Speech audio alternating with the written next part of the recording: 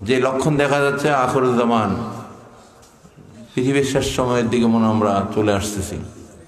মানুষের ভিতর যে জাহলিয়ত, যে হাইওয়ানিয়ত, কথায় কথায় মানুষ জবাই করে দিচ্ছে, কথায় কথায় বাড়িঘর লুটপাট করতেছে, কথায় কথায় মানুষের উপর জুলুম হচ্ছে, ঠিক কিনা?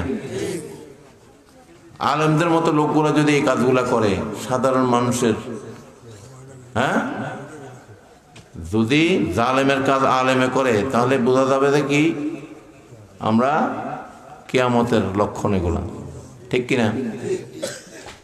দেখেন না, বড় বড় দাড়িওয়ালা আলেমগুলা মানুষের গরু, ছাগল, মহিষ চুরি করে লুট করে নিয়ে দিচ্ছে, ডেকসি, ডেক, মসজিদের ফ্যান, মসজিদের কার্পেট, কোরআন জ্বালিয়ে দিচ্ছে, নাউযুবিল্লাহ বলেন, মসজিদে আগুন ধরিয়ে দিচ্ছে,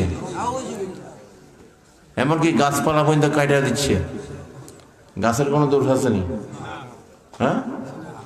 গাছপালা, মাছ, গরু, ছাগল, মানুষ, প্রকৃতি, কোনো কিছু তাদের কাছে নিরাপদ না। তাহলে এটা মানে কিসের লক্ষণ? কিয়ামত আসার লক্ষণ, ঠিক কিনা? যদি জালেমরা করতো, জালেমদের তো স্বভাবে এটা, যখন আলেম নামের কোনো লোকে এই কাজগুলা করবে, তখন বুঝতে হবে যে কি কিয়ামত আসতে বেশি দেরি নাই।